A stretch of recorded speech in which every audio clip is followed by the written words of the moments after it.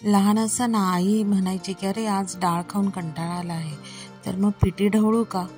मग हे पिठी ढवळू म्हणजे काय हे काही कळायचंच नाही, पण आता त्याचा अर्थ अगदी पुरेपूर कळतोय।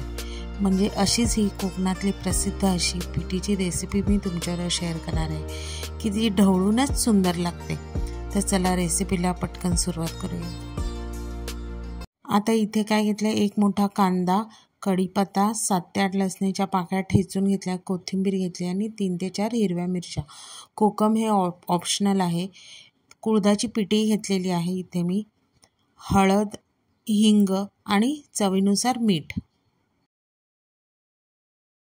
आता पिठी फोडणीला द्यायच्या अगोदर आपण काय करायचं, एका टोपामध्ये पिठी घ्यायची, त्यामध्ये मी 1 वाटी पिठीला सुरुवातीला 2 वाटी एवढा पाणी घेतलेलं आहे आणि त्यामध्ये हळद आणि चवीनुसार मीठ घालायचं आणि ही पिठी जी आहे ती चांगली ढवळून घ्यायची, म्हणजे त्याच्या गुठळ्या आपण सगळ्या मोडून घ्यायच्या। आता ही जी प्रोसेस आहे ती आपण फोडणीला द्यायच्या आधी केली की सहज आपल्याला ह्या गुठळ्या मोडता येतात आणि पिठी एकसारखी मस्त अशी तयार होते। आता तुम्ही इथे बघू शकता, सुरुवातीला जरी हे पातळ वाटली तरी शिजताना ती काय होते, घट्ट होते। आता मी फोडणीसाठी कढईमध्ये 1 मोठा चमचा एवढा तेल घेतला आहे, त्यामध्ये लसूण आणि थोडी कोथिंबीर आधी आपण घालून घ्यायची आणि लसणीचा चांगला लाल रंग येईपर्यंत आपल्याला ती लसूण तेलामध्ये परतून घ्यायची आहे। आता त्यामध्ये मी चिरलेला कांदा आणि मिरची, कढीपत्ता हे घालून आपण व्यवस्थित परतून घ्यायचं आहे।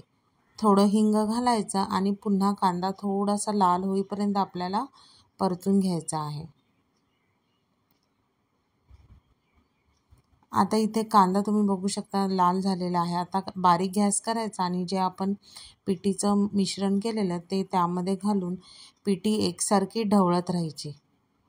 आता इथे मिश्रण घातलं, तुम्हाला 2 ते 3 मिनिटांनंतर बघू शकता पिठी घट्ट होत चालली आहे, म्हणून ह्यामध्ये मी पुन्हा 2 वाटी एवढं पाणी घातलेलं आहे आणि आता ही पुन्हा पिठी आपण काय करायची, सतत ढवळत राहायची। आता पिठीचा गॅस इथे मीडियम ठेवायचा आहे, जास्त फास्ट ठेवायचा नाही आहे।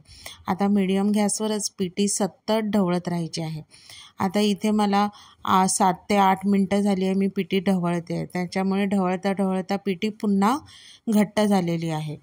आता इथे मी पुन्हा अर्धी वाटी एवढं पाणी घातलेलं आहे आणि पिठी ढवळत राहिली। आता जेवढी पिठी तुम्ही ढवळत राहाल तेवढी पिठी ही चवीला सुंदर लागते।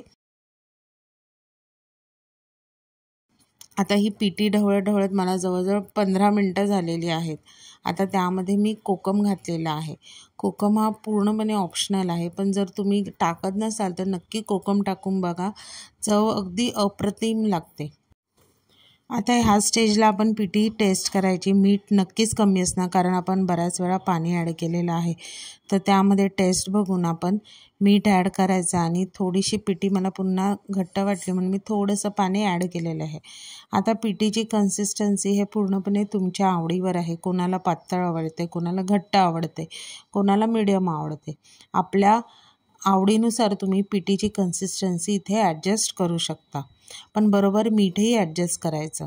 आता हे बघा, आता ही पिठी आपली मस्त झालेली आहे। आम्हाला अशाच कन्सिस्टन्सीची पिठी आवडते आणि छान असे बुडबुडे आले आहेत, पण ही पिठी बरं का गरम गरमच खायची हां, आणि मग त्यामध्ये थोडीशी कोथिंबीर घालायची आणि मस्त गरम गरम वाफाळलेला भात, त्याबरोबर सुकट किंवा पापड किंवा सुकी एखादी बटाट्याची भाजी, ह्याच्याबरोबर हा पिठी भात एकदम भारी लागतं। मग कशी वाटली तुमका ही माझी कुळथाच्या पिठीची रेसिपी ही नक्की कमेंट करून सांगा। रेसिपी आवडली तर रेसिपीला लाईक करा, चॅनलला सबस्क्राईब करा आणि नवीन व्हिडिओच्या नोटिफिकेशनसाठी बेल आयकॉनला प्रेस करायला विसरू नका। तोपर्यंत मस्त राहा।